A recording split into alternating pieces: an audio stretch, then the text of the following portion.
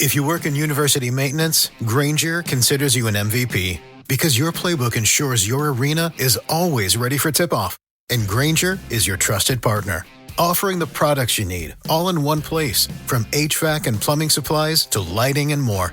And all delivered with plenty of time left on the clock, so your team always gets the win.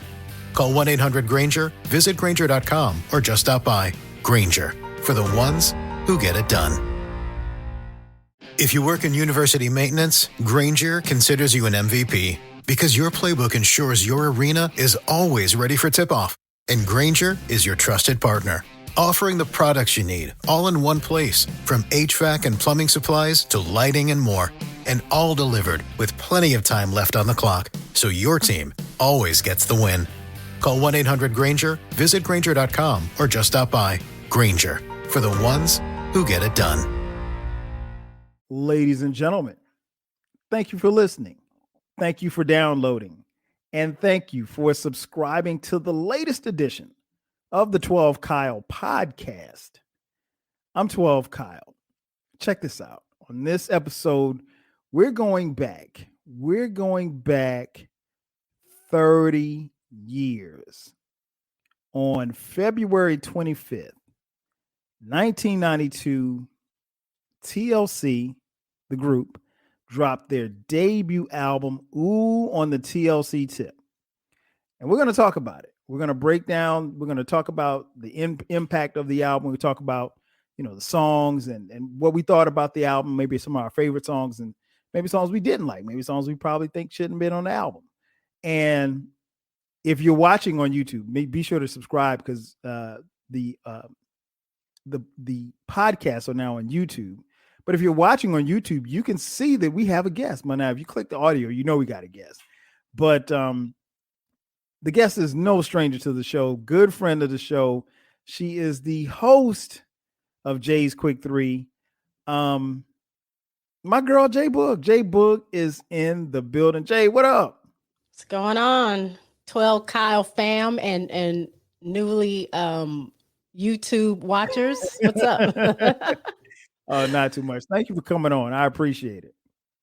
Thank you for having me. I appreciate being on here. I always love being on your show. So it's a big deal to me. So I'm really excited. Stop.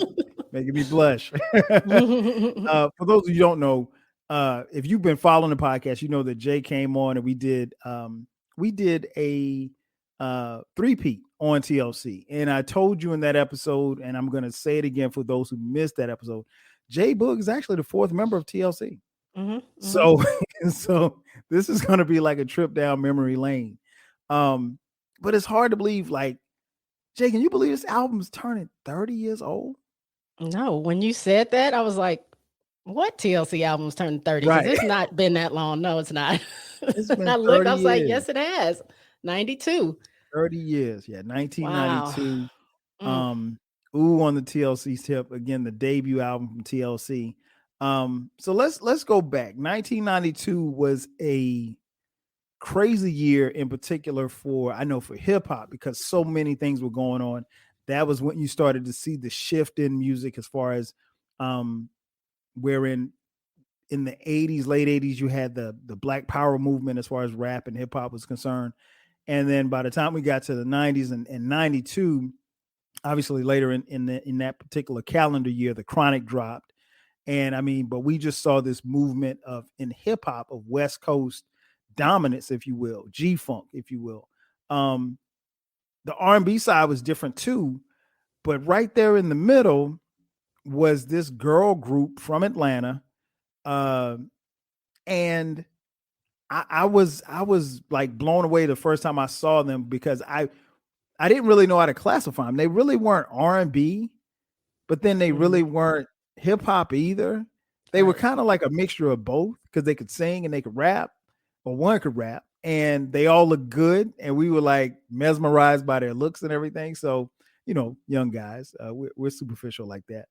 But tell me about your first memories, your first thoughts of TLC, and then we'll talk about the album. I think I had said this before somewhere, but when I first saw TLC, it was their video, Ain't Too Proud to Beg. Okay. And it's bright colors. That's when cross colors was like the big thing. And I was trying to think, I don't remember a lot of girl groups before them as far as like who was popular then besides like In Vogue. I know they were probably like Sister was like Flash in the Pan, Missy's group and stuff like that, but you didn't really, and they were supposed to be like the girl Jodeci. Right. But I don't know if they came before or after TLC, but it was somewhere around that same time. But right around the time, you didn't see anybody like this. So when I saw it, I was like, who is this? They have this ticker going across the bottom, ATL, and all this smooth R&B with rap and hip hop and all this stuff. And I'm like, who is this group? And they have condoms on and big baggy clothes. And I was like, that's okay. Like I like it, but I wasn't like really catching on yet. I just thought it had been so many groups that were coming and going during that time. Like I said, I think In Vogue and maybe a couple of other groups were the only ones that really had some longevity that were really doing something. So, and plus early 90s, you're going, it's leaving from the 80s, a lot of gimmicky type of things. So you just didn't know what you were going to get. And so I was like, okay, I like this group. It didn't hit me until the second video. I don't know what it was about the second video, Baby, Baby, Baby. But I was like, I like this group. I need to go to Atlanta and audition and be a part of this group because they're on to something. I don't know what it is, but they're on to something. Like, I think the first single was kind of, I don't know. I think it was something just to get people's attention. I don't think it was like a solid like single. I think they did that on purpose. Just like, let's just grab people's attention. But when they did Baby, Baby, Baby, it's kind of slow. You can hear their vocals. It was, and then they're on a Black campus. I think they were on Spelman's campus. But then I was like, okay, these girls actually have like real talent. Like this is dope. And it was a wrap from there. Yeah, I'm kind of like that with you. I remember seeing the video, and for some reason, I bought the tape. I don't know why I bought the tape, but I bought the tape because it was like, okay, they seem kind of cool. And the video was just so different because, like you said, they had these baggy, these loud colors and these baggy clothes, and they had condoms on the clothes. And I'm like, and they weren't bashful about it at all. And what we didn't see at that particular time was women who kind of expressed their sensuality and their sexuality up front, like in your face. Like even as sexy as I thought Salt and Pepper was, it was never like boom, like we're in your face type thing. It was just, it was more subtle than anything else because Salt and Pepper were, we kind of viewed them as B girls, and then, to coincide with B boys, but Salt and Pepper they were dope. And with TLC, it was like, wow, okay, this is different. Like that's the only thing I can say. Like they were different. And I remember going to get the tape, and I remember I got the tape on sale. That's one. There's two things that stand out to me about my TLC purchases. I bought the first, the Ooh on the TLC Tip I bought that on sale, and then later when I bought Crazy Sexy Cool, that was the first CD that I ever purchased. And that was, and I went from CD, and I played that CD, and I talked about it before, but I played that CD forever, like to the point where like their faces were scratched off the CD. but yeah, it was, I just remember getting that tape, and I think the video led me to getting the tape because we hadn't seen anything, and it wasn't like they blew me away, like just blown away as far as like this was something just totally different, but they were different. They were confident. And, that resonated with me. I was just like, oh, this is kind of wild. And then once I got the tape, I was like, okay, yeah, they're legit. Do you remember like your first thoughts when you got their tape or CD? I'm assuming you got the tape too. I have the tape. I was trying to find that for the show. I know I have the tape. I don't know if it's here at my parents' house because my stuff is spread all over between there and here, but I couldn't find the tape. I do have the CD thing behind me, but you said when did I get it, or what did I think when I first got it? What did you think like when you first got it? Like your first, impressions of what you were hearing for the first time? I mean, I don't think I had heard an album that was non-skip for me. Like, even though you don't think about that because we let the tape play, it wasn't any skips back then. You just had to listen to it because it was a tape. So you weren't going to fast forward because if you go too far, now you got to rewind. So you just let the tape play. But I was just blown. I mean, every single song was like better than the next song. When I would hear it. And I think I got the tape. I know I got the tape right when Baby Baby Baby came out. I got the single and then I bought the tape. Okay. So I was, yeah. I don't think they hadn't had all their singles out. It was just those two, and those are the two. Well, Ain't Too Proud to Beg is like the first real song on there. Baby Baby is on the second side. I remember the sides, but shout out to the A side and B side. Yes, but yeah, it was. I was blown away because I hadn't heard anything like that. You have T-Boz singing like low, which wasn't like common. Chili was just like the regular normal R&B, and then you got Left Eye rapping her face off all throughout this album. It was kind of a mix of like, they used to call it like a New Jill swing. It was like the female version of New Jack swing. So it was just a different sound. And you got all these different producers on there, Jermaine Dupri and Babyface, L.A. Reid, Marley Marl. Like, you mix all those people together, Left Eye, all together on that one album. It's something I had never heard. I wore that thing. That's probably why I can't find the tape. It's probably broken, but I bought the CD when that finally came out on CD. But you crazy. You took the words right out of my mouth. I was going to talk a little bit. We can talk a little bit about the production. You mentioned, I mean, they had some heavy hitters on it. Of course, this album was produced on the LaFace Records label, the record label that was run by LA and Babyface. At the time, they were in Atlanta, but Dallas Austin produced on this album. Babyface, Jermaine Dupri, you mentioned, Marley Marl, the legendary Marley Marl, hip hop producer. Of course, L.A. Reid, Daryl Simmons, and KO, just to name a few.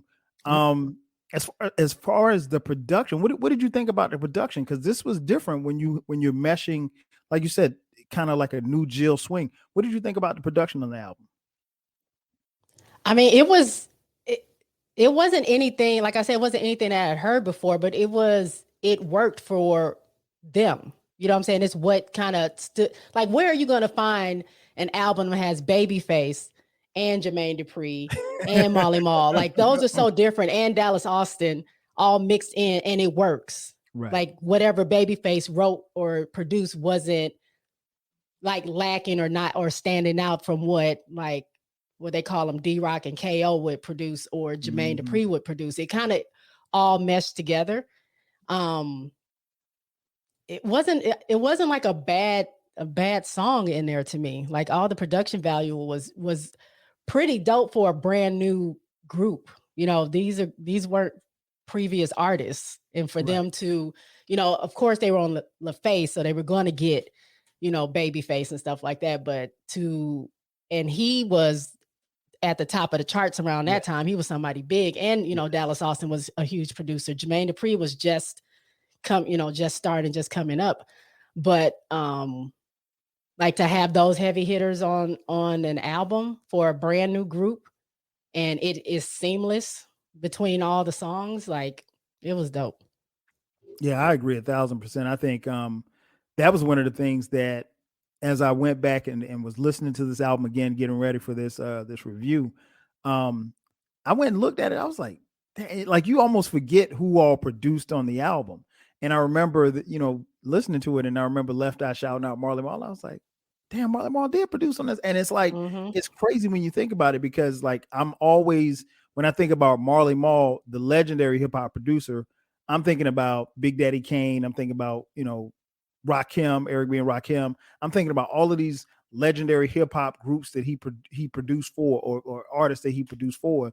And to get him on, a debut R&B, album from these three girls from Atlanta who nobody knew really, and like you said, it was on LaFace, so I guess that probably gave them some cachet, if you will.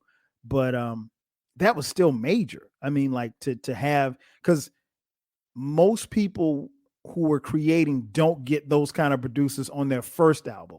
Maybe their second or third, Right. but your first album out the gate, I mean, you got some heavy hitters. So I enjoyed the production on this. I think one of the things that stood out to me about the production was like you mentioned, everything was in the pocket and it fit. It didn't sound too overproduced. It can be difficult sometimes trying to mesh Chili's high and I was about to call it Tion. T-Bot. Oh, Tion. Okay. I called her Tion on a podcast before, and they accused me of knowing her. I don't know her like that, but Tion. But people that know her call her Tion. So I just slipped and called her Tion. But anyway, with the group TLC, it is, and that was. Oh, let me go back before I finish answering that. Okay. TLC. I always thought it was T-Boz, Left Eye, and Chili. And that's not what TLC stands for. That's what it stands for, but they also, I don't know where you're going with it, but they also called themselves the Tittyless Crew. Oh, okay. That's not what they went through, but they would like make fun of themselves because they were young back then, 18, 19, 20. And because they wore the big baggy clothes, they just said that like TLC stood for these different things. People call them Talentless Crew and all that stuff, but it stood for T-Boz, Left Eye, and Chili. Did you hear something different? Yeah, I read. It might have been on, and I'll look it up before we get off this podcast. It was T-Boz, Left Eye, and the C was something else, or was it? Well, originally, so when TLC first became a group, it was T-Boz, Left Eye, and it was a girl in a group called Chili. So it was actually Tion, Lisa, and Crystal was TLC. That's what it is. Crystal. Okay. But then when they got their stage names, they kicked Crystal out for whatever reason. They got Chili, whose real name is Rosanda. Right. Rosanda doesn't really fit with Tion and Lisa. So they changed her name to Chili, and they said T-Boz because she was kind of like the boss of the group. Left Eye, she always said because the eye is right, but she was kind of like the brainchild behind TLC. But that came from the original names. Okay, you got me thinking a little bit. Yeah. See, y'all. This is why she's on it. This is why I told y'all she was the fourth member, because I didn't know that. I just, and when I saw it, because I've always heard them refer to T-Boz, Left Eye, and Chili, and then when I read it, I was like, wait a minute, who is this other person? Crystal. I was like, I never heard of no Crystal. T-Boz, Left Eye, and Crystal. No, that don't fit. Right. I'm like, who is that? Is that a stage manager, somebody? But yeah, I thought that, getting back to the producer side, I thought it was really, really dope. And like I said, being able to mesh T-Boz's her low alto sound and Chili's higher pitched voice. And then, like you said, Left Eye rapping. It's not easy to put a group together where you have two people singing and one person rapping, because you're going to want the person who's rapping to rap more. And I even had, going back and listening to this, I had a little revelation, something that I picked up, and I'll talk about it a little later, something that I picked up on that I didn't pick up on probably as I was listening to, back then. But you mentioned the singles. Ain't Too Proud to Beg was their first lead single that was released November 22nd of 1991. So that was out before the album came out. Programming note, kids at home, they used to have singles, and the singles would come out long before the album came out. So that was kind of like to drum up the publicity for the album. Now, I do have some singles on tape in there in the closet. I didn't grab them out. What? You still got the singles? I got like 3 boxes of tapes in there of just singles and albums. One tape. I know I got some in my mom's. I'm a hoarder. I think I'm a musical hoarder because I have like magazines and everything in there. I got magazines, and I have a box of. I've got 3 boxes of CDs in my garage, but but I just what I'm gonna play them on. I mean, I can Right. play them in the car, I guess, but that's about Mhm. it. Yeah, there's no place else to play them other than that in the computer. True. But yeah, it's so that was Ain't Too Proud to Beg was the lead single that came out November 22nd of 1991.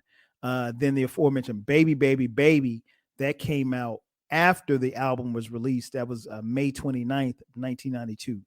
Then the third song that was released was What About Your Friends? That was released August 28th, 1992. And then Hat to the Back, September 3rd of 1992. Now this album peaked at number 14. It was certified quadruple platinum. It sold through the roof. And I think one of the things that people really gravitated towards was, their persona, their in your face, but it wasn't like over the top, like somebody trying to sell something and they're just over the top with it. They were subtle, but they were in your face. And the whole condoms and sexual, and we hadn't seen anything like that before. And again, I think one of the things that helped them stand out was that you really didn't know what kind of category to put them in, because keep in mind, even a song like Ain't Too Proud to Beg got major airplay on BET, but it also got play on MTV as well. So that was wild for them to be on MTV. So releasing those 4 singles, that kind of propelled them and pushed them into superstardom, if you will. Before we get into the tracks, I know I would be remiss if I didn't ask you about the documentary. There was a couple of it was about 5-6 years ago, I guess. It was a documentary. I don't even want to call it a documentary. It's probably more of a biopic. A movie? Yeah. Yeah, the VH1. I didn't see it. I heard a lot of bad things about it. What was it that bad, or what was your take on it? I mean, I didn't think it was bad. I mean, you have But to. you were there, JBoog. I was there, so yeah. But I mean, it's a VH1, or Right. you got to think if it's a Lifetime or VH1 or whatever. Like, there's only so much that they can do. You know what I'm saying? So, I think they tried their best to like hit the major points of it, but I thought it was good. It was Drew Sidora, I think, was T-Boz. Keke Palmer was Chili, and Lil Mama was Left Eye. She did a great job. Like, I don't like her, but as her being Left Eye, she really did a really good job portraying her. But from everything that I can remember, because obviously I was around for that, it was pretty much true. I mean, they were involved in it. It was pretty much true, true to life of the things that they went through. Some of the stuff that I didn't quite know about, like Left Eye's, like things that she was battling, because you back in our day, and I hate to sound like an old person, we didn't know things that weren't printed in. Right. It's okay. We're seasoned. We're seasoned, right? That's what we call ourselves, seasoned vets. Social media wasn't even thought of. There was no way for you to have full access to artists. You didn't know what they didn't tell you. Even if they printed certain things in magazines, you didn't really know if that was 100% true. So some stuff we just didn't know as a public, like some of the things that Left Eye was dealing with. And of course, she had her own documentary a little bit, before that. But it was just to kind of see those things that she was battling. But some of the things that we knew, like they were bankrupt, like they were giving all these advances and doing all this stuff. And then the companies like recouping, and Pebbles and LA pretty much sucking them dry. They had a sucky, album deal, which a lot of new artists do. So even though they were selling all these records, even into Crazy Sexy Cool, they weren't really making any money. They were winning Grammys and all this stuff, but they didn't have any money to show for it, because they were paying lawyers and the label and all these other things, and paying for their tours and all that stuff. So it was cool to see that. I thought it was a pretty good movie. I mean, I'm not saying I would watch it all the time, but I was happy to see it. I knew that T-Boz and Chili were involved in it, so it just made me want to, I knew everything in there they were talking about was true. Okay. So Okay. Well, I there didn't you think it was go. bad. But it's VH1, so it's not gonna be Yeah. like a blockbuster hit, you know? Exactly. And that's the thing. Like I said, I didn't see it, but I just remember people on Twitter talking about it and they didn't like it or whatever. I was like, well, it's Ain't for okay. them. Yeah, exactly. And a lot of times it's really kind of hard to connect to some of the younger audiences too, because they just, like you said, you can't conceive the idea of that era, because in a lot of ways, and I hate to tell people this sometimes, but you had to be there. Like I can Right. tell you about how it was without the internet, but for some stuff you just had to be there. So, but the tracks on this album is 55 minutes long, and I actually going back and listening to it, because I'll be honest, Jay, I had not listened to this album all the way through probably in a couple of years. Because Crazy Sexy Cool is my joint. That's gosh, I love that. I mean, I love both of these albums, but Crazy Sexy Cool is, it's the first CD I bought. So I mean, like, hey, you talking to It's somebody sentimental. it's exactly. I mean, like, me, Jay. I'm hip hop all day. And the first CD that I bought with my own money was Crazy Sexy Cool. It was That's why it's a diamond record. Exactly. You know what I'm saying? It wasn't even, I ain't even buy Illmatic on CD before I bought Crazy Sexy Cool first. So that's dope. So I get that. That's for what those the of you album who cover watching, look like. She has the album cover. I'm gonna have to take the light off a little bit so y'all can see. That's dope. And the CD. Oh, there's the CD. Wow. Ooh, on the TLC tip. Make sure you check out the YouTube channel if you want to see what it looks like. So yeah, 55 minutes. It flows. It doesn't feel like it's 55 minutes. And what I did was, Jay, the first 2 times that I listened to the album all the way through, I didn't look at the tracks. I was like, let me just see if I can remember what's next. And I actually did. And that just goes to show you, just from all the times, like you said, when you got the tape, we just listened to the tape all the way through, because you just, like you mentioned earlier, you can't just fast forward, even if it's a song that you don't particularly care for. You just sit through it until your favorite song comes on. So the song starts off with an intro, and the intro is like a little skit, and TLC has some great skits. I like this intro. I think it's very fitting. Or just on a personal note, the skit on the Crazy Sexy Cool album, one of my all-time favorite skits. But that's how it starts. It starts off with the intro skit, and then we get into Ain't Too Proud to Beg. What did you think about Ain't Too Proud to Beg? Like I said, it was kind of like a starter for me. Like it probably wasn't my favorite on the album, because when they did come out with this, it was over and over and over and over again.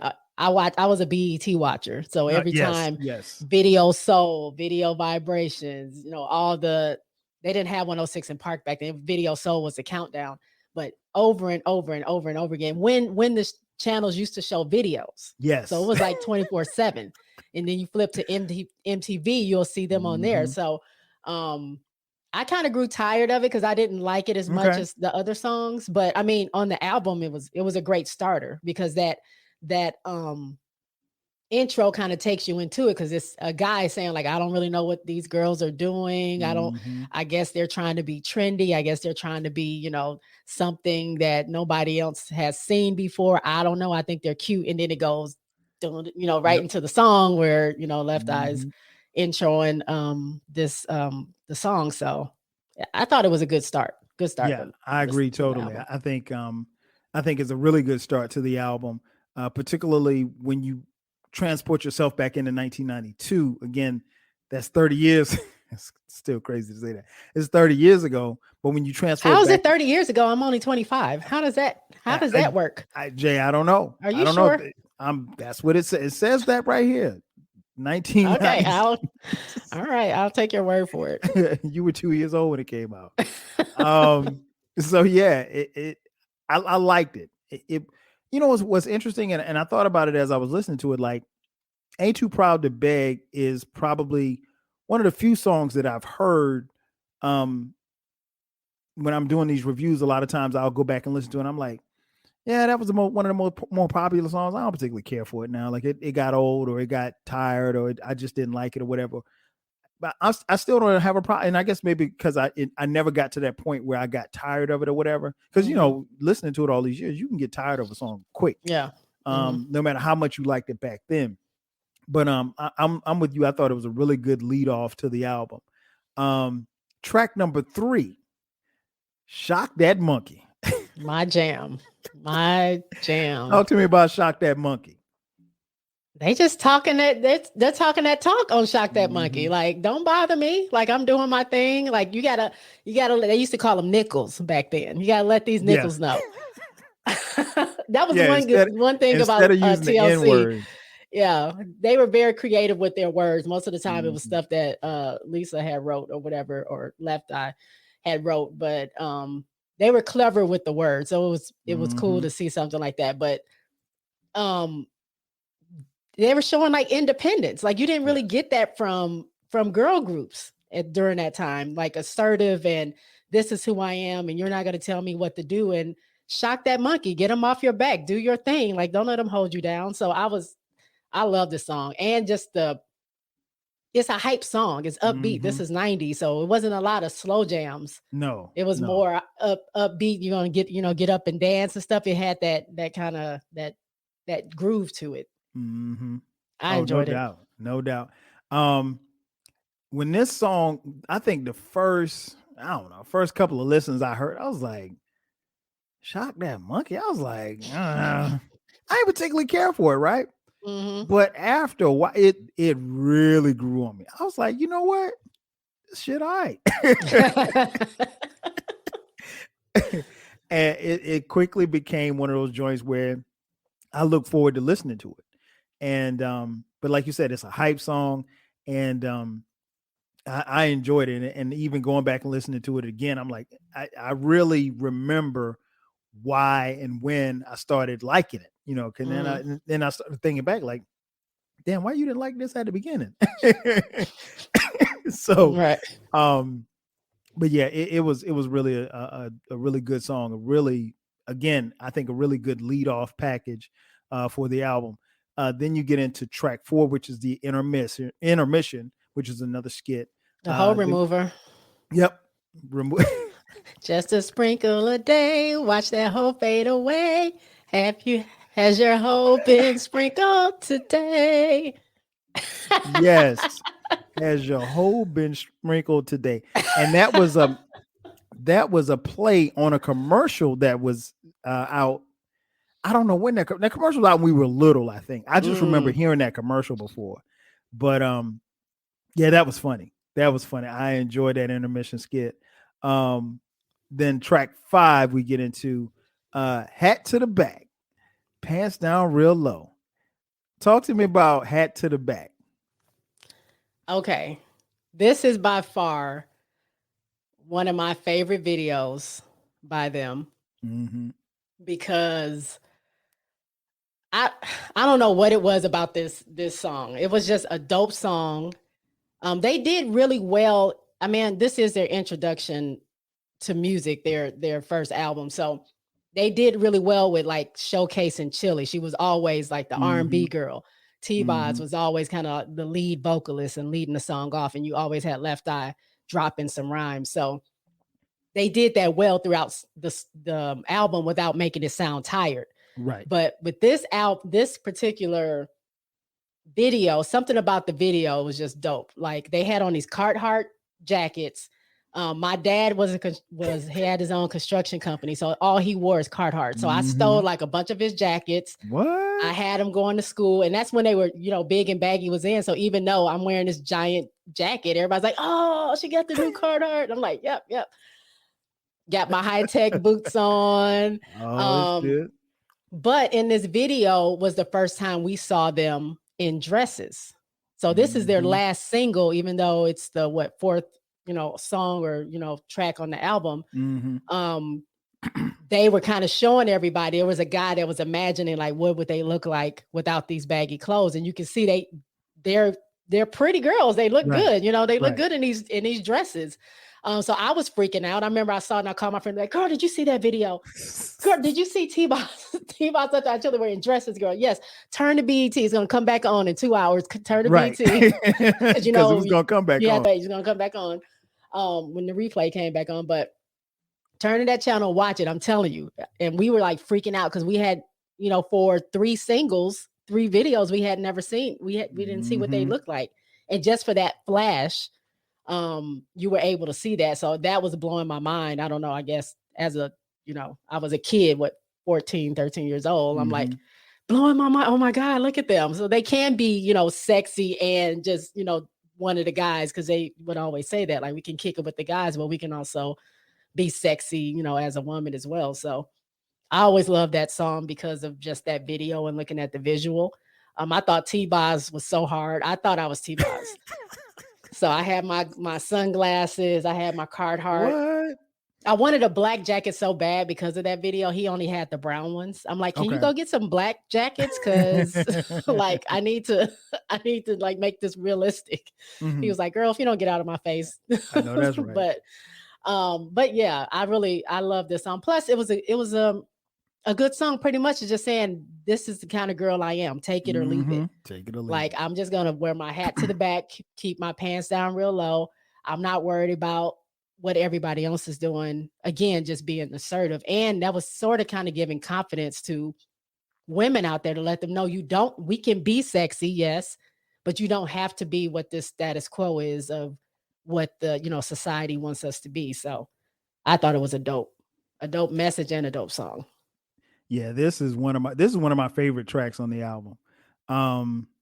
They were I like the beat, and then I like how they were blending in MC Light saying shut the fuck up in the background. I thought that was so dope. And when I like you when I saw the video, I was like, oh, because it's like, as from a guy's perspective, we knew they were fine, or at the very least, I don't know nobody that wasn't checking for like TLC like that. You know what I'm saying? Like everybody, and you might have had one you was checking for a little bit more than the other, but everybody was checking for all the girls in the group. And so when we get the glimpse of them in the dress, we're like, wait a minute. So now it all kind of makes sense now. Now it's like, okay, they came out with these other videos and they're in these baggy clothes and stuff like that. And they're really concealing their bodies. And, you know, they wanted us to see them for who they were. They wanted us to see them for the talent that they had. And it wasn't about necessarily showing you what they had as far as their bodies were concerned. Yeah, okay, they're your dope, cool homegirl. If you can get to her body, then cool. But she's cool in the Carhartt or whatever like that. And that was chill. And, you know, like they said, you could kick it with them like that or kick it on some romantic type stuff. But, you know, they were just regular round-the-way chicks. And, you know, for most guys, that was appealing, particularly in 1992. I'll just be honest. Because we didn't need all of the weave and all of that stuff like that. And they didn't have that then. Right. Now that I think about it, Left Eye always wore her hat her hair in a bun with that bang. T-Boz had the ill shortcut. And you know, Chili just had her natural hair. But yeah, they never really got into that. Yep.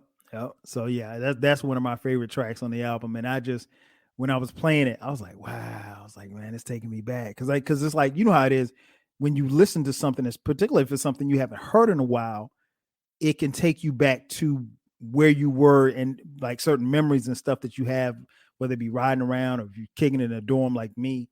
But yeah, great song. I love that joint. Then we get to track 6. That's The Way We Like 'Em. This was produced by Marley Marl. What did you think about this song right here? I mean, it's another jam. This is the one where all of them are rapping. So I was like, okay, like Left Eye, Chili and T-Boz are no rappers, but they were kind of hanging with her, and you know what I'm saying, they did their thing. I like what each of them were saying. Like at the end of their raps, they all had this little thing, you know, that's the way 90s girls are living. That's the way T-Boz is living. That's the way Left Eye is living. So it was kind of a chance for them to be showing their individual sides and but rapping. I thought it was dope. And then like the the beat was kind of cool. You can Oh, tell it was the beat like, was yeah, crazy.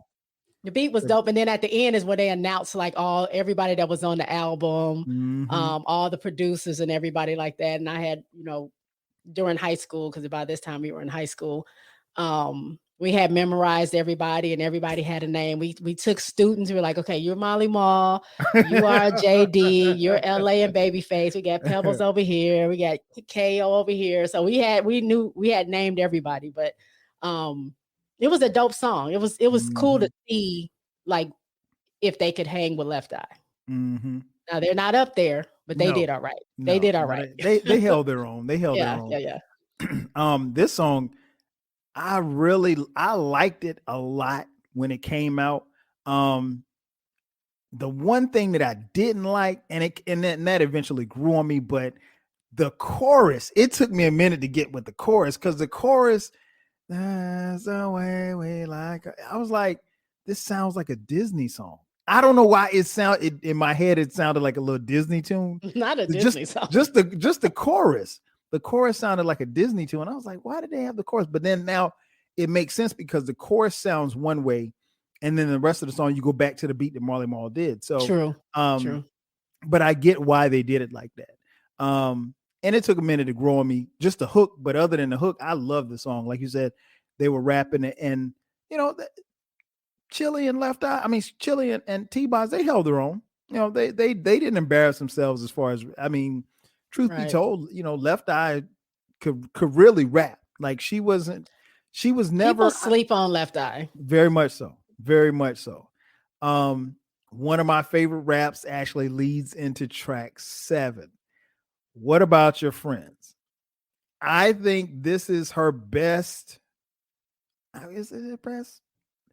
I think it's some of her best bars on the out, and this right here, I think set Left Eye apart. What did you think about what About Your Friends? Another dope song. Like there's no song on here that I don't like. What About Your Friends again was a single, so it was played a lot, but I actually really liked it.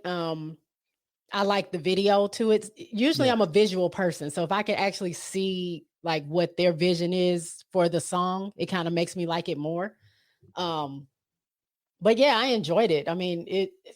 So many when friends would get into it, they'd be, what about your friends? I've had that a couple of times, like from my friends. I'm like, what did I do? What? So you didn't call us on 3-way? What about your friends? Are they gonna be around? I guess I was like, oh my goodness, okay. Wow. But yeah, that was like the Mad Girl theme song back in the day. But yeah, it was dope. It was saying like, where are your friends? Like, are they with you because you got money? Are they with you because whatever? Are they gonna, I guess, kind of telling their story? Now that I have some money, that doesn't mean that I'm different. Just because we're kind of stars now doesn't mean that I'm not just a regular person. Like, I'm still cool. I'm still down, but I'm still me. You think this of me. So now it's kind of like, now I'm seeming shady, or now I'm seeming like I'm not real. And they were just saying like, what about your friends? Are they going to be around? Because when things go down, where are they? Yeah, I loved it. Again, this is, this, it's hard to say. This is probably my favorite song. Okay. This, I don't know what it is. It's just the way that it comes on. It is like crazy. This is one of the songs that I remember, like, when I first moved here in 97. Now, obviously this album came out in 1992, but when I moved to Atlanta in 97, I remember being at a club, and I remember this being played in a club. And it's not really what you would think is a club song, but when it came on, bruh, everybody went crazy. The girls rushed the floor. It was like people was getting trampled. I was like it was like a stampede because everybody wanted to get on the dance floor. And I just remember that vibe. So a lot of times when I hear this song, I kind of transport back to that memory. But yeah, this is a dope song. I love Left Eye's bars. I think, again, and I mentioned a little earlier, I wasn't really, because I listened to Crazy Sexy Cool more than I do this album. I had forgotten how much she rapped on this album. And like, she rapped her ass off on this album. She doesn't rap as much on Crazy Sexy Cool, because the songs and the vibes are a little different. She's a little bit more toned. And then, she was going through some things, some personal things at the time when they were recording too. So I don't necessarily know how much she was around when they were recording that album. But this first album, they made sure that, she got her shit off, and she did. And, the thing that always kind of stands out to me, Jay, is that like when people talk about female MCs, nobody ever mentions Left Eye. And I'm not saying that she needs to, I'm not saying that she needs to be, that she's up there with Queen Latifah and Light and all the stuff like that, but she's never mentioned. And I mean, like, she's got bars. I mean, like, if you go back and listen to some of the stuff and some of the flows that she has on this album, it's better than a lot of the trash that people listen to on a day-to-day basis. Some of you people who are watching and listening, some of your favorite MCs can't rap better than Left Eye. I'm being honest. I mean, just on this album alone, like I was listening because it's been a minute since I've listened to the whole album. But I was listening to it before we were getting ready to record this. But I was like, Left Eye was really spitting. I always thought like she's in my top 10 of rappers. Okay. But also just because I was obviously because I'm a fan, I think a lot of people leave her out because you don't think of her as I guess like a solo rapper. She's part of TLC, and you just don't correlate that with if you think about a Queen Latifah or MC Light, stuff like that, or Brad or whoever it is that you choose or Lauren. Lauren stood out because she's the only girl in the two guys, so she held her own. So it didn't. I don't think it really gave Lisa like the spotlight being in TLC, and then of course when she was trying to go solo, things were cut short. But if people really listen to Left Eye's rhymes, yes, her the ones she's done as features on other people's stuff, and then this album and the other album she's been on, she ain't no joke. No. Like she kind of had like that Moni Love type of like fast flow, especially during this time. But she was dope. Yeah, she was dope. She definitely dropped bars on this one. Then we get to track 8, His Story. What do you think about His Story? I thought it was dope for this album, period. Just the whole message of TLC coming out the gate. Not only were they in these big, loud, baggy clothes, they were kind of anti like the sexy thing. We're not wearing a bunch of tight stuff. But they were also giving a message. They spoke a lot about protecting yourself and talked about like a lot of AIDS awareness and STD awareness and things like that. And a lot of times they get banned. I mean, I didn't mention that in the beginning. A lot of people didn't want to book TLC because it was controversial to have condoms all over your body. They didn't want them talking about sex. And a lot of times they thought they were too young to talk about sex, not knowing that they were at this time in their 20s. They thought they were like some little kids talking about sex, and then they wouldn't get booked for places. But this one, His Story, was about domestic violence. It was based off a case. This girl's name is Tawana Brawley. She was 15 years old. I didn't research it deep, but I think what happened was she was kidnapped and raped. They held her for 4 days by these 4 white men, if I'm not mistaken. And they didn't believe her. They found her in a trash bag. She had racial slurs written all over her body. She had feces all over her. She was 15, like I said, at the time. And she told her story and no one cared. Like no one listened to her. So this song, His Story, was about what are they going to believe? Right. Like, why do we have to fight so hard to have our voices be heard when something like this happens? And this is true today. Like, how many times are we talking about like protect Black women? Black women's voices are rarely heard. If it's something that we're screaming out about, it's not really taken seriously unless some other people have joined into it. Think about Me Too. Me Too was started by a Black woman. It wasn't until all these other white actresses got into it that it became this phenomenon. Like no one talks about her, but everyone talks about how they took down Harvey Weinstein from, Rose McGowan. I forgot who it was. I don't want to misquote, but a white lady and white women jumping in on the bandwagon and making it a thing. And you're still forgetting about Black women. Right. You know what I'm saying? So it's still prevalent today. It's crazy. 30 years later, we're still dealing with the same thing, but it was dope to take time out of just, partying and having fun to like focus on this issue. They felt it was important to mention that was something close to their heart to bring that story up. So it was dope. It was and it was a catchy song. Yes, very much so. Yeah. Very much so. It was I'm with you, Jay. I love this song. And I think it's perfectly placed. It's in the middle of the album. You're partying, you're having a good time, and then this is actually a heavy song, but it don't necessarily feel heavy. But I just remember, Jay, I probably heard this song maybe about 3 or 4 times. Because the first couple of times you run through an album, you're listening and you're not really you're listening paying to attention, right? Yeah, you're not really paying attention. And when she said his story over mine, my story is just a waste of time.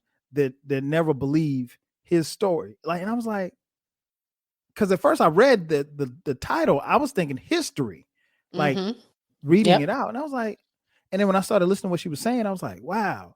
And then I just kind of put myself in that position where like you're thinking, okay, from a woman's perspective, yeah, it's tough. I mean, nobody wants to have something happen to them and then you tell people what happened and nobody believes you, and I was very familiar with the Toronto Brawley case. At the time, I know Reverend Al Sharpton got involved, and Reverend Al's reputation at the time, wasn't what it is today. I mean, he was vilified in the media.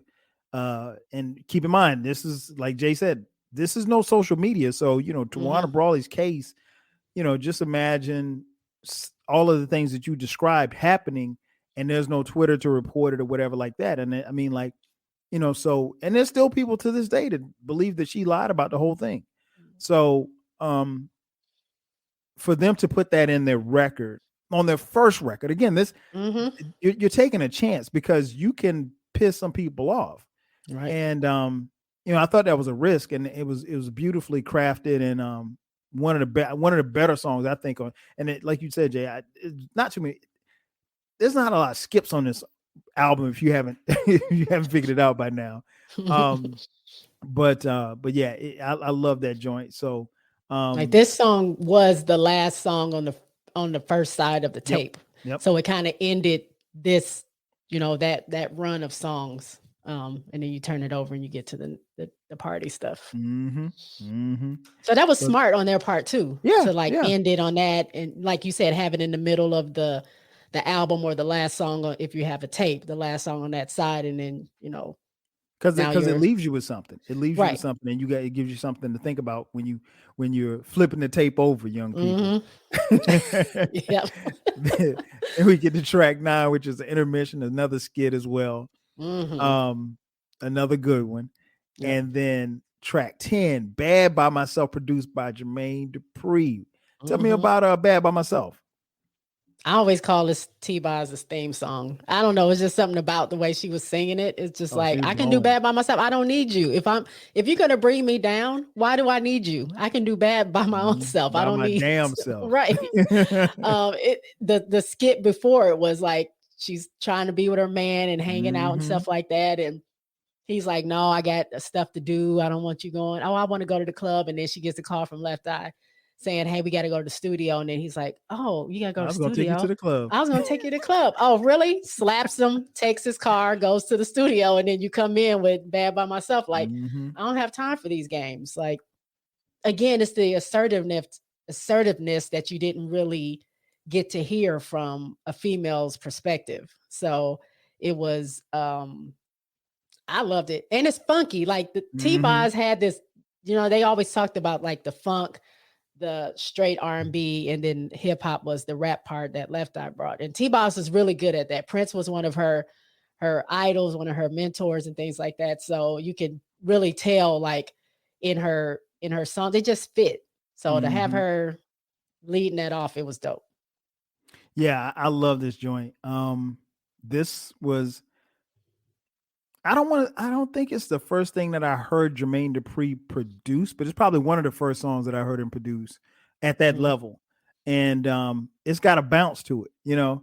And like you said, I think the intro leading into the song, is perfect. And then what she's talking about, yeah, she can do bad by herself. Like, I don't need you to bring me down. Right. if it's about you bringing me down, then right. I'd rather be by myself. And yeah, I love that joint, man. It's funny because I remember, going back and listening to it. I was like, oh, I remember this. I was like, oh, because like I said, listening to it, I made sure that I didn't look at the track. So I was waiting to see what was coming on next. And when that came on, I was like, it just took me back. I was like, man, I remember this joint like it was yesterday. And Left Eye's rhyme on this. Yep. She spit another dope bars. Some more dope bars. Then we get to track 11, Something You Want to Know, which is a slower joint. I was feeling this. What was your take on this one? I mean, it's my jam. Like when you just say something you want to know, like I start smiling because this was one of two Left Eye features where it was just her. It was her finally in the driver's seat. It was like T-Boz and Left Eye were her kind of back. I mean, T-Boz and Left Eye. T-Boz and Chili were her background. It was her song. And it was dope. It's kind of like a little love song. Like if it's something you want to know, like just come ask me. Like if you've heard rumors, if you heard something that I did, just come tell me. Don't tell everybody else. Don't be mad at me for no reason. Come talk to me. But it was dope to hear her rhyming on like a slow song. Yes. Kind of like a love song. It was like, I need love type vibes. You know what I'm saying? So it was dope to hear that. And I was happy to have her standing out on her own because she deserved to have a little shine as well on the album because it was so T-Boz forward and Chili on every hook and all the time, and you Left Eye's just coming in between the songs. So to have her stand out and kind of tell the story at the same time, it was dope. Yeah, I agree. I think them giving her chance. I mean, not that she was, not that they were gonna overshine her or whatever like that, but just them giving her a chance to just, like you said, be in the driver's seat. And she didn't disappoint. I mean, like I said, Left Eye on this. I got to go back to something I said a little earlier. Like I had forgotten how much rapping she was doing. And, like you said earlier, it was mostly on up-tempo songs, but to hear her on a slower joint, that was really, for old school cat like me, like that's really up our wheelhouse because when guys started rapping over slower beats or love songs, if you will, it takes you back to the LLs and the Heavy D's and, songs like that. So, yeah, I enjoyed it. And I still, I think personally, this was a perfect setup for the next song, which was track 12, Baby, Baby, Baby. They did a video you mentioned. I think they shot it at Spelman. What did you think about Baby, Baby, Baby? I mean, it's my all-time favorite TLC song.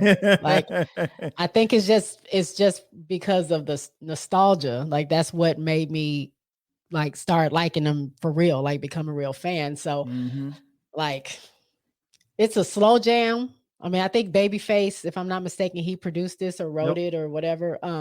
Babyface in LA Reid. But it's dope. Like it's a lot of people will talk about like T-Boz and her voice or if she can carry a song or whatever. But I mean, I just thought this was dope.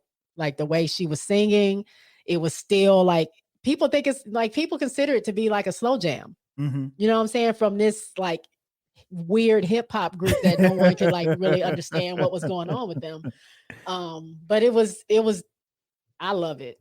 I don't even really have the words for it because I can just hear it playing in my head. It's that beat, boom, boom, boom, boom, boom, boom, doo, doo, and you start going, and she comes in, and it's a wrap. It's a wrap. Yeah, I agree. It's hard to say where I place this, but this is one of my favorite songs. One of my favorite TLC songs, period. Once the video came out, I was done. it was a wrap. I was like, yo, and it's funny because, and shout out to my boy Eclectic, our boy Eclectic. I hear him talk about that a lot. Yeah, he said Yeah. that he saw this video, and because in the video T-Boz had on a Grambling hoodie, he thought that she went to Grambling. So that's how he ended up going to Grambling, because he thought she was going to school there. And like, he literally saw the video and he filled out an application when he went on a college tour at Grambling and said, hey, I'm going to school there. And it's funny because until he had told me that story, I never knew how he got to Grambling from Ohio. But shout out to E. And shout out. But yeah, once I saw the video, it was a wrap. I was like, because I don't know, at that point, I don't know how you could listen to TLC and not be a fan, you know. Right. And as far as the dudes, like, we were just like, they were so sexy in that video, all three of them. So it was like, yo, like, that video was like must see TV for us. Really? And yes. I mean, obviously I didn't get that. I just thought they were dope. Well, I mean, like, you look at my group. But yeah, you looking at your group. We're looking at the women. We're looking at the women. T-Boz come with a little short haircut. And you know what, because see, think about it like this, Jay. I'm a little bit older than you, right? Just a little bit older, a little bit more seasoned. Okay. So I was in college when this came out. I was at South Carolina State. Okay. So when T-Boz comes with the short haircut, Jay, every girl had a short They did. It was her and Halle Berry. Yes. Girls were going. Toni Braxton. They were going to the salons like, yo, give me the T-Boz. They wasn't they wasn't looking at the number 7 on the wall. They were trying to get the T-Boz. I'm telling you, that's what it was. And I knew so many girls that had the T-Boz joint. And it was, now you had to have the right head for it. You couldn't have no block head. If you had a block head, the T-Boz cut wasn't rocking with you. And we had a couple of blockhead girls, but I still love them, because we went to school together. So it's all love. Shout out to y'all. Y'all know who you are. But, oh my gosh. But yeah, I was done. I was like, yo, this is incredible. Like, if I didn't know any better, I probably would have thought they were at Grambling too. So, but yeah, I love their joint. Like I said, that's probably, it's hard to say it's my favorite TLC song, but it's up there. It's up there. And then we get the track 13. This Is How It Should Be Done, again produced by Marley Marl. What did you think about this one?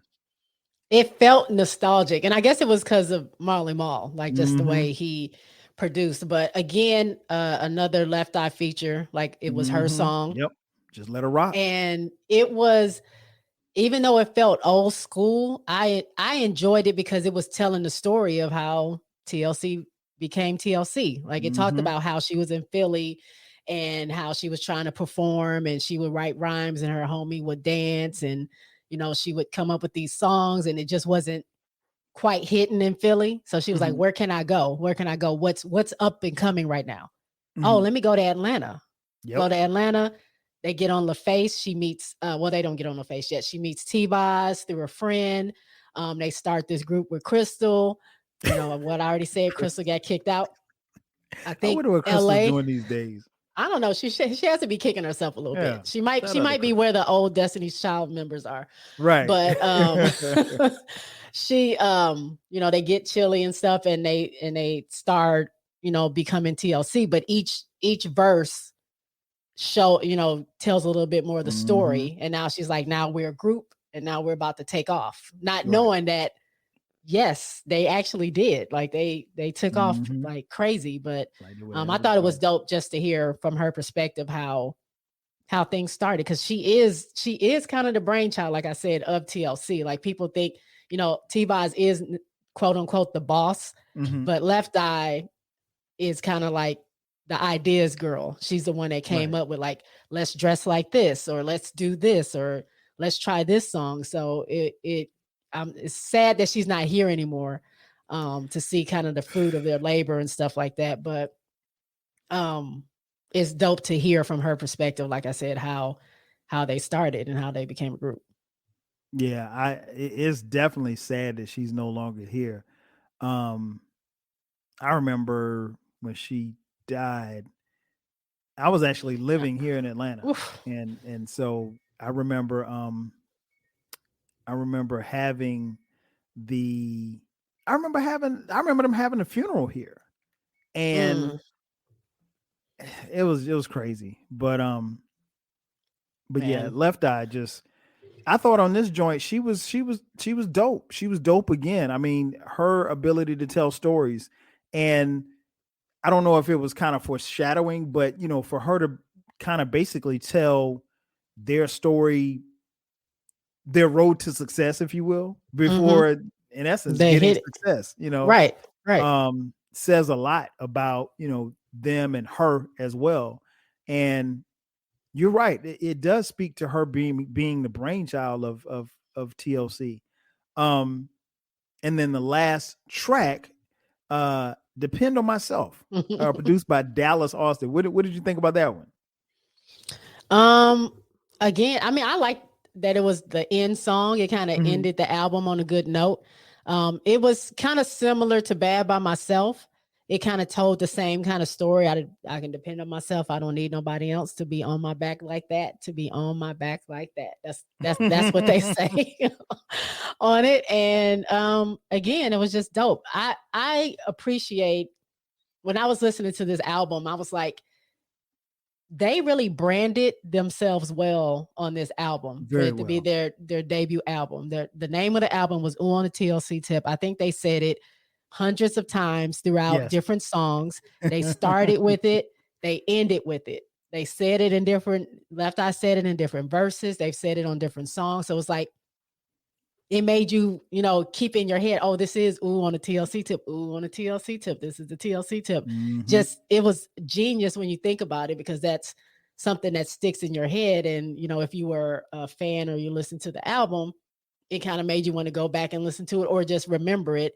And obviously, like I said, it set them up for huge success because their next Yes. album just went bananas. Yes. But the song, yeah, I wouldn't say it's my favorite on the album, but it's definitely like I said, I don't have a song that I don't like on the Mhm. album, but it kind of, like I said, reminds me of Bad by Myself. So it's kind of repetitive, but it's still dope and a good way to end the album. You took the words right out of my mouth. Right out of my mouth. It's Mhm. a great way to end the album because I think it's at that point where the album should end. And sometimes artists, throw a couple of songs that they probably shouldn't throw on there. But this right here is a good ending to the album. And I think for me, having a tape is like, oh, we're at the end, Mhm. But and then we get to track 15, which was the conclusion, which The where outro, Left yeah. Eyes, the outro, where she's talking about, safe sex and things of that nature. And I think that's something that kind of gets lost in in them taking off, was that they were bashed in the media, for having condoms on their clothes and stuff like that. But if you actually listen to them, they promoted safe sex. They Mhm. promoted, you know, AIDS Protection is a prevention. priority. That's what Yeah, they used to say. protection is a priority. AIDS prevention, and there Mhm. weren't I'm gonna be honest, there weren't a lot of people talking about AIDS. And then, now keep in mind, this album comes out February 25th, 1992. Well, just a couple months prior, in November of 1991, Magic Johnson tells the world that he has HIV. Mhm. So there was a time where it was like right after Magic announced that, and I remember because I was in college, and it was crazy. I did a podcast on it, Mhm. and I just remember like there was this big push about, oh, well, if you're gonna have sex, well, first they were talking about, people being abstinent, which I Right. mean, in That reality, wasn't it a wasn't gonna right. happen. Right. That wasn't gonna happen. But it's like, if you're gonna have sex, have safe sex, and e- everybody got behind that movement and that idea. And then here they come with the condoms, but that was, like you said, to get your attention. But if you listen to the message, if you listen to them in interviews, and I distinctly remember these are some of the things that they talked about, because they were going to ask them, okay, well, hey, Left Eye, why do you have a condom over your eye? Well, I have a condom because it represents this right here, and this is what we're about.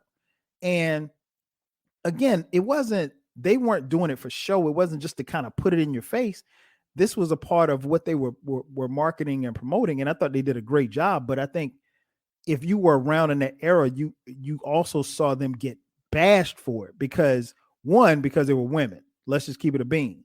And it was okay for any male artist to, promote abstinence or promote safe sex. But it's the first time a woman come out there with three attractive women at that, three attractive black women saying, hey, let's protect ourselves, ladies, take care of your body, make sure you don't let nobody take advantage of you, so forth. Just saying stuff that really is just common sense. But, men in particular bashed them for it. And again, there wasn't no social media around, but had there been back then, they would have gotten killed. I mean, I'll put it like this. And you may not remember this because you were a little bit younger, but the backlash that they got from some of this stuff, because I remember at one point in time, I don't know if it was a rumor or if it actually came to be, but Left Eye wanted to put, she wanted to put like a big condom like over her breast or whatever like that. And MTV said, if you do it, we're going to blur it out of your video. And so she ended up doing it, but it was much smaller. So and in the video shots, you're moving so fast that you're not, it's there. You don't catch it. You can't catch it. But she wanted to put one on that was big enough for the whole world to see. And MTV said, well, yeah, okay. Well, if you do that, we're going to blur it out. And it's like, I'm doing this to help people. I'm not doing this to, I'm not taking off my clothes. Right. So I thought that message at the end of the album was perfect. And a great conclusion to the album. I love this album. I mean, obviously JBoog loves this album. Yes, it's history. Yeah, it is. And I mean, it goes without saying, like it's been great to revisit. One thing I always do on these podcasts when we talk about, albums that have come and gone, or albums, hitting those 20, 30-year marks, from the hip hop side, we give them mics. We say, okay, well, hey, how many mics would you give this album? So JBoog, I'm gonna put you on the spot. There's 5 mics that you can give them, up to 5 mics. Okay. If you were scoring this album from the hip hop sources perspective, meaning 5 albums is a classic, 4.5 superior, 4 is dope, 3 is good, I think, and then like 2 is whack. How many albums would you give this album? I mean, how many mics would you give this album? I mean, look, you already know I'm giving this 5 mics because nobody was doing it like this. Yes. It was actually successful. They were innovative. They were educational. They were confident, and they were showing like a different side of women that a lot of people hadn't seen.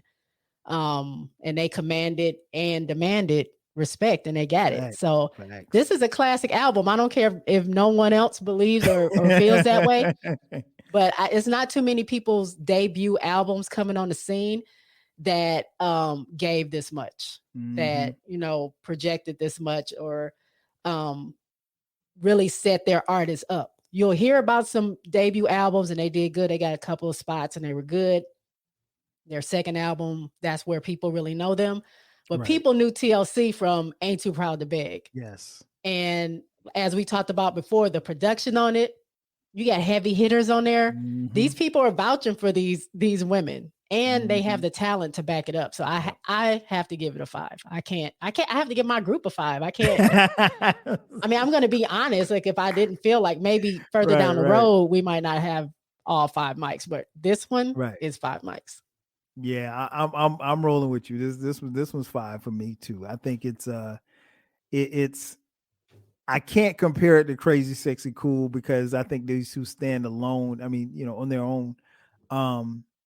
And Crazy Sexy Cool holds a different place in my heart because, like I said, it was the first CD that I bought.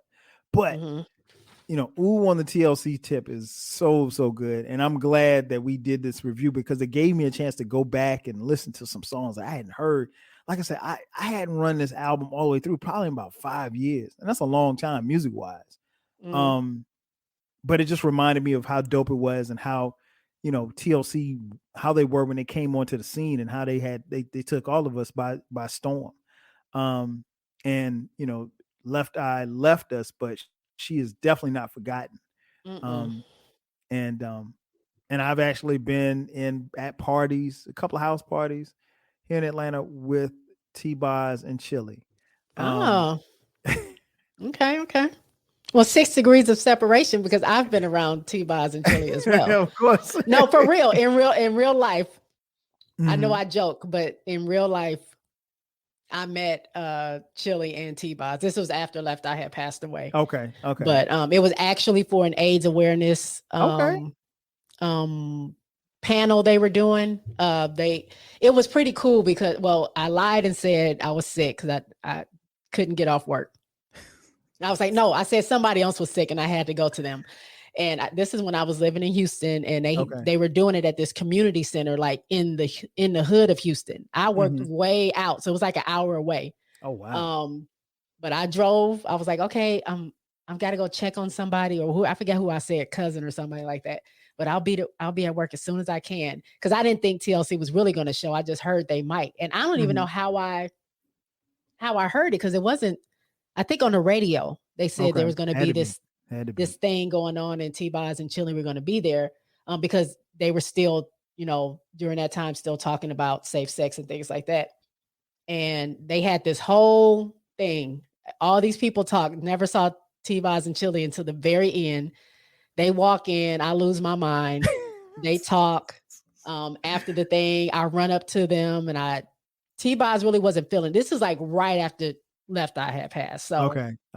I understand why she really wasn't like trying to be around fans. She said hi and wave, but then, she got in the car. Chili came and gave us hugs and stuff. I had wrote something about Left Eye's passing or whatever, a poem, and I gave that to Chili or whatever. We took a picture.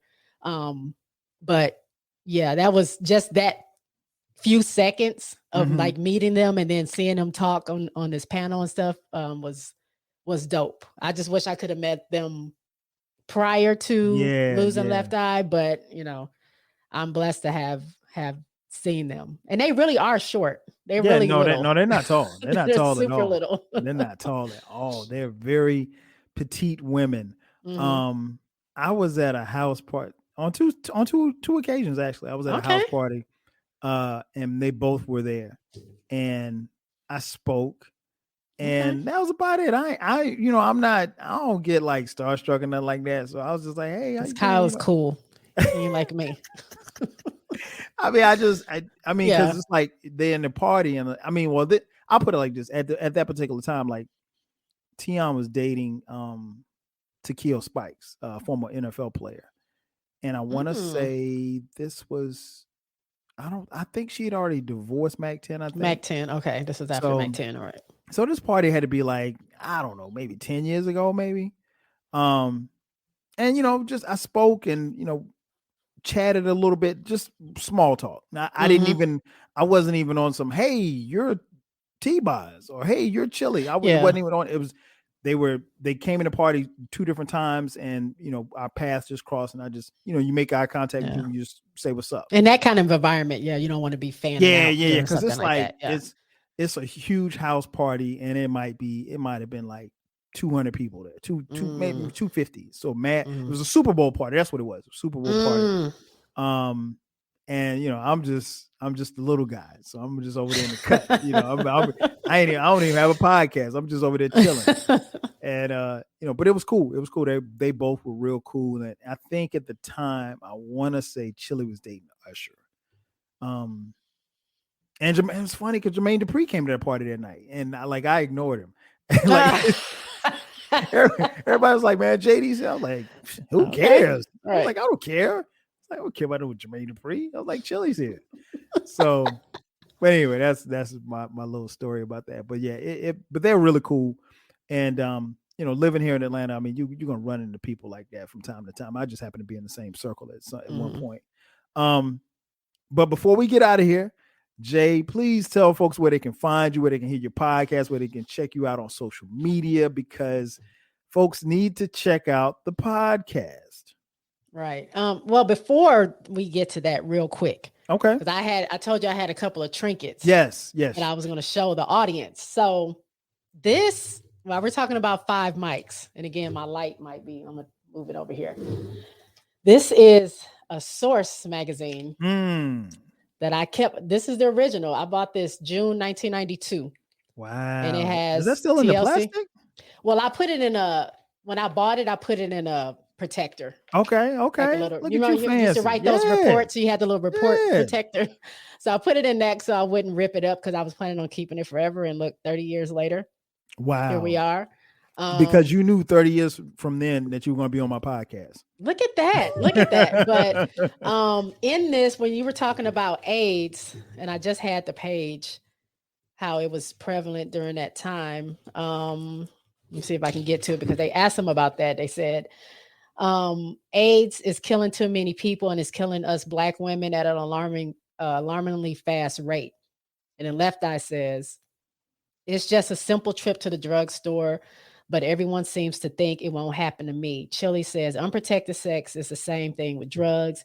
Yeah, I can try one time, just one more time. T-Boz says, but we all still get a lot of negative feedback for talking about condoms. Our thing is, if you're having sex, you should have safe sex. We show condoms because we're trying to make it hip. People are having sex without condoms because it goes to the next page. Sorry. Because they're embarrassed or ashamed. Girls especially, they're like, TLC is bold. Shoot, if they can wear them on their clothes, I can buy them. And then Left Eye says, it's so crazy, all of the things the girls have to buy. Why would you be ashamed? I remember my first time I had to buy a pad. Oh my goodness, girls. Sometimes I would beg my ex-boyfriend to go get them for me. But kind of what they were saying is the reason why we do this is because we want it to be cool. We don't want people to be embarrassed and not protect themselves because they're worried about what someone may say. So they were trailblazers in that. But yeah, I thought that was dope to have found this magazine in my box of stuff as we're talking about TLC and stuff like that. And off air, I'll show you what was getting 5 mics back then in 92. I'm sure you like to hear that. And I'm sure. I was part of TLC. So I had this shirt. It's old. It used to be white. It's not anymore. This was the Looney Tunes version TLC. of TLC. Wow, look it's at that. Super huge. I think it's like a double XL, but that's how we wore our shirts back then. Oh yeah, one big, real big. I wore this probably in 9th grade because I don't even know why I kept this shirt. Probably because it was TLC. I have a lot of paraphernalia. And it's a double XL. You'll never be a double XL. So. I won't. But yeah, so I'm Jay from Jay's Quick 3. Kyle, thank you for having me on. Oh, no problem. On my podcast, I just pick 3 topics randomly, just whatever I'm feeling during that time. Talk about it from my own point of view. I can talk about news. I'll talk about personal things, but I really love talking about music and entertainment. I've had Kyle on a couple of times. Shout out to Doug. He's been on my podcast a few times. Autumn the Aries, who is my podcast sensei, as I call her. But I have a few guests on there. I'm a solo podcaster though. I am also 1/5 of the podcast Happy Hour, which is myself, Autumn the Aries, who I just named, Chris from Shenanigans with Friends, Audrey from Odd Tales, and Tamra. I have to say that from Tamra to the Break of Dawn. We come together once a month and we just give y'all a little peek of what we do on a daily basis. But yeah, come check me out at Jay's Quick 3 Pod on Twitter, or you can go to jaysquick3pod.com and find everything else there. But thank you, Kyle, again. No problem. This was dope. I felt at home. I felt seen. I felt like somebody was seeing me once. I told you, you a former member. We had to get you on for this one because who better than you knows about this group. But yeah, make sure that you check out her podcast. Your podcast comes out every other Friday. Yep, every other Friday. And for some reason, I'll be looking for it every Friday. But sometimes if I'm feeling it, I'll put out another episode. Like I'll put out a bonus in between that time. But that's why you guys should subscribe, and you'll just get that notification when I drop. But normally it's every other Friday, and then sometimes I'll drop bonuses whenever I feel like it. No doubt. Well, you guys have been listening long enough. You know that the 12 Kyle podcast drops every Thursday at midnight. From time to time this year, we will drop bonus episodes on Sunday. So it's important, like Jay just said, it's important that you subscribe. This podcast can be found on all podcast readers, every platform you can think of, christianmingle.com. It's not Christian Mingle. It's on farmers.com. It's on all of the sites. But nonetheless, make sure that you also subscribe to the YouTube channel too, because when I have guests on a lot of times, and sometimes when I'm flying solo, I will put all of the podcasts will be on YouTube, but when I have guests on, or if I'm flying solo sometimes, the video will be open. So the cameras will be on and you'll actually be able to see and hear what we're talking about. But that's going to do it for us again. On the TLC tip, 30 years later, that's going to do it for us. So for JBoog, I'm your man, 12 Kyle. We'll catch you guys next time. 5,000. Peace. If you work in university maintenance, Grainger considers you an MVP because your playbook ensures your arena is always ready for tip-off.